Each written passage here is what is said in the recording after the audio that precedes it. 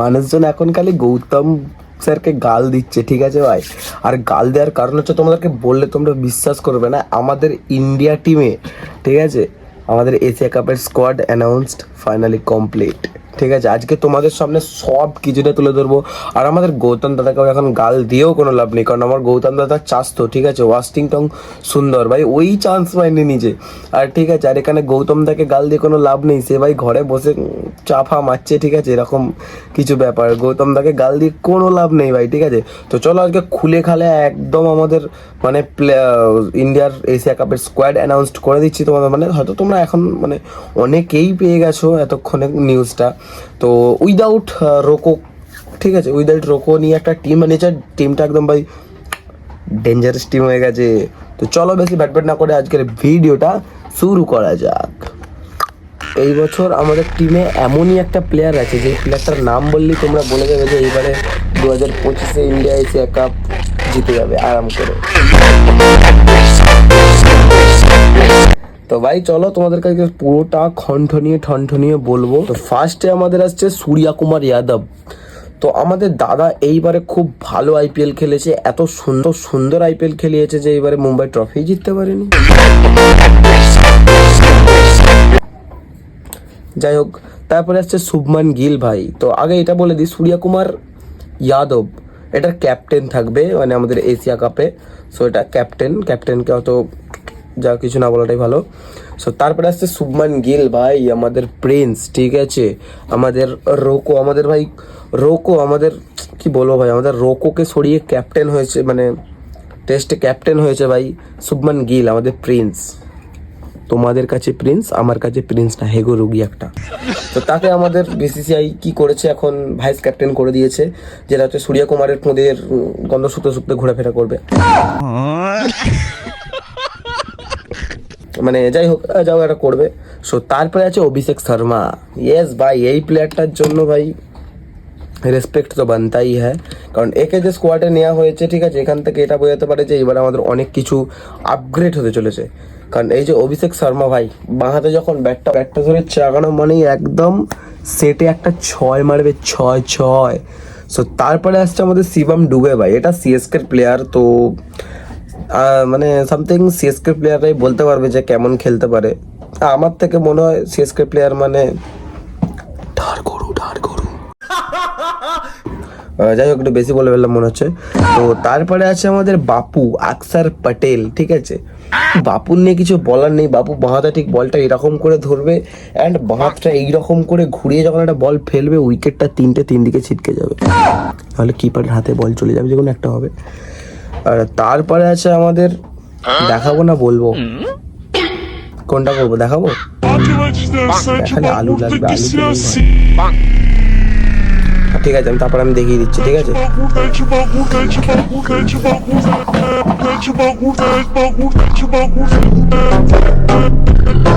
একদম গেস করেছো ভাই, একদম ঠিক গেস করেছো। আমি কথা বলছি আমাদের চুলবুল পান্ডিয়া, ঠিক আছে ভাই, হার্দিক পান্ডিয়া।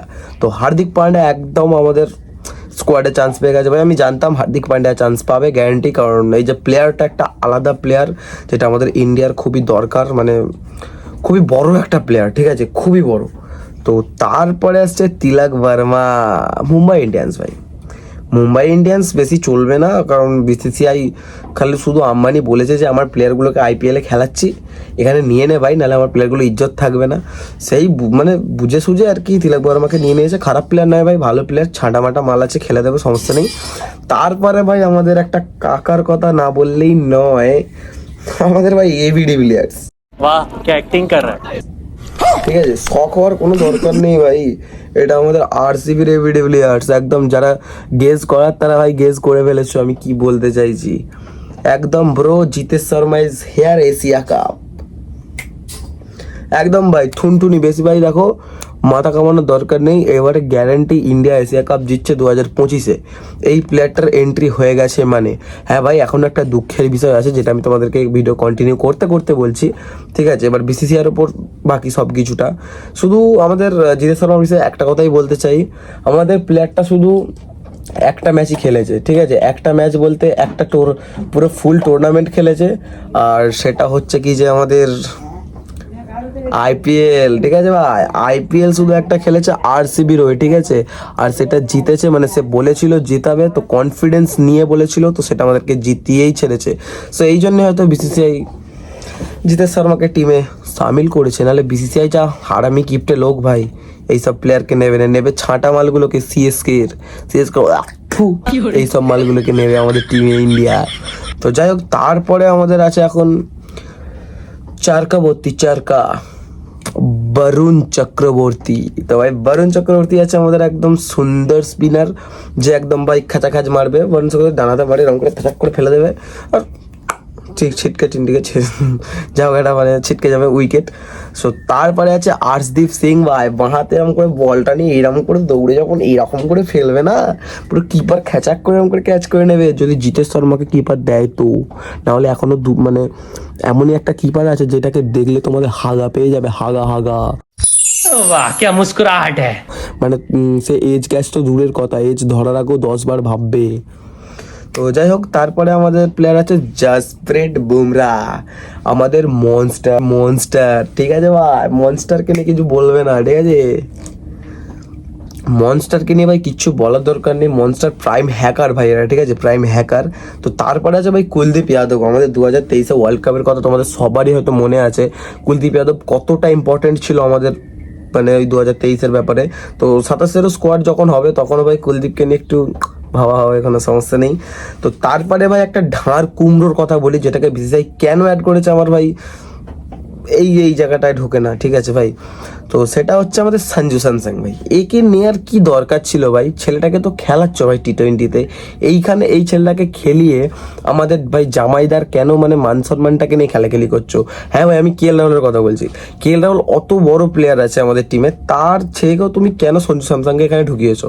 জিতেশ শর্মা ঠিক আছে ভাই, জিতেশ শর্মা 1 বছরের বড় সঞ্জু স্যামসংয়ের থেকে, 1 বছর মানে বিশাল, ঠিক আছে। সঞ্জু যখন রাজস্থানে আসে তার আগে একবার ট্রফি জেতা হয়ে গেছে রাজস্থানের, আর জিতেশ শর্মা একবার আসতেই ফার্স্ট বারে আরসিবিকে ট্রফি জিতিয়ে গেছে। এইটা হচ্ছে না নিজের একটা কনফিডেন্স ভাই, নিজের মুখে জিতেশ বলেছিল ট্রফি এইবার আরসিবি কেই জেতাবো, বুঝলে তো গুরু। তো তারপরে আছে ভাই আমাদের ভালো বোলার হর্ষিত রানা, ঠিক আছে, সুন্দর বোলার ভাই, কোনো চাপ নেই এই বালটাকে মানে ছেলেটাকে নিয়ে। সো তারপরে আছে রিঙ্কু সিং ভাই, ও বাঁহাতি ব্যাটসম্যান ভাই, পাটা সরাবে। তারপরে এটা ভেবো না যে ইয়াসদালকে যেমন 6টা 6 মেরেছে সেরকম 6টা 6 এখানেও মারবে, ডাল খাইয়ে দেবে ভাই। এখন ইয়াসদাল না ফায়ার হয়ে গেছে, ঠিক আছে। তোমরা হয়তো বলবে ভাই তুই ইন্ডিয়ার স্কোয়াড অ্যানাউন্স করছিস নাকি আরসিবি কে করছিস, ভাই আরসিবি ফ্যান্স, ঠিক আছে, একটু দেখে কথা বলিস। আরে ভাই কিং কোহলি, এই যে লোগোটা দেখছিস, এই লোগোটায় তোদের না গোটা গুষ্টি বিছে যাবে রে ভাই, ঠিক আছে, এটা দেখে শুনে কথা বলিস। তো তারপরে ভাই আমাদের ফাইনালি স্কোয়াড শেষ। সো এবার একটু তোমাদের অন্য প্লেয়ারদেরকে নিয়ে কথা বলি, যেমন ওয়াশিংটন সুন্দর, এদেরকে ভাই এমন একটা জায়গায় ফেলে রেখেছে, এদেরকে রাখা খুবই দরকার আমাদের টিমে, বাট এদেরকে রাখেনি ভাই, এদেরকে এখন সাইডে মানে ফেলে দেওয়ার জায়গায় রেখেছে।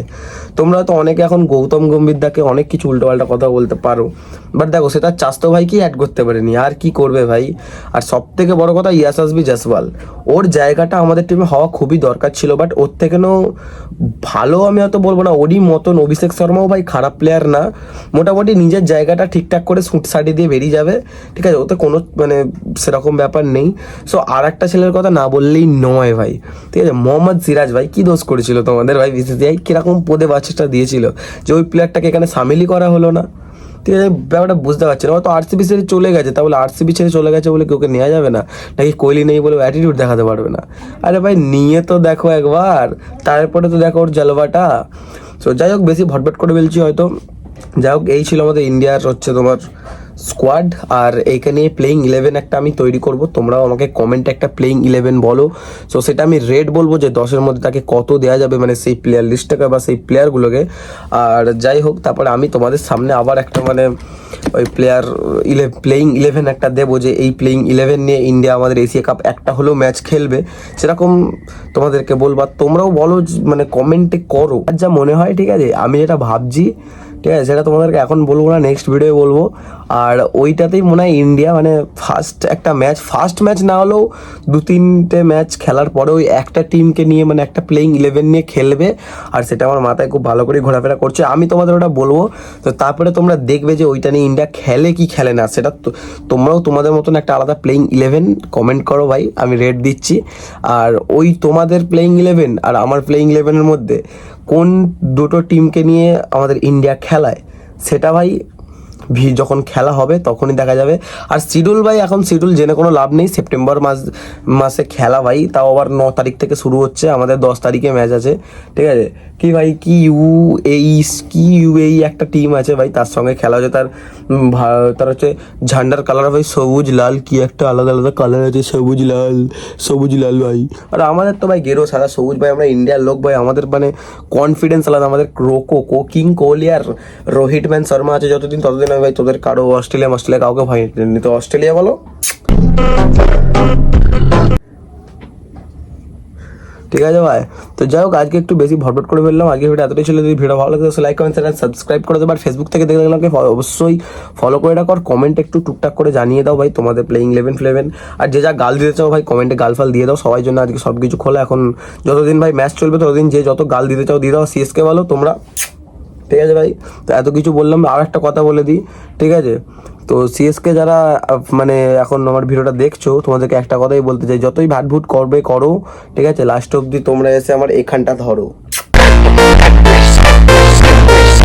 ঠিক আছে। যাই হোক ভাই, অনেক কবিতা বলে ফেললাম আজকে ভিডিওটা এখানে এন্ড করি ভাই। আবার দেখা হচ্ছে নেক্সট কোনো ভিডিওতে। ততক্ষণ ভালো থাকবেন ভাই, সুস্থ থাকার ইচ্ছা হলে সুস্থ থাকবেন, নাহলে মরে যাবেন। যা করবেন করে ফেলবেন, অন্তত লাস্টে যাওয়ার সময় ভিডিওকে মানে লাইক করে দেবেন আর কমেন্ট একটা করে সাবস্ক্রাইব করে দিয়ে যা করবেন করুন। টাটা বাই বাই, আমি এখন আসছি, ঠিক আছে।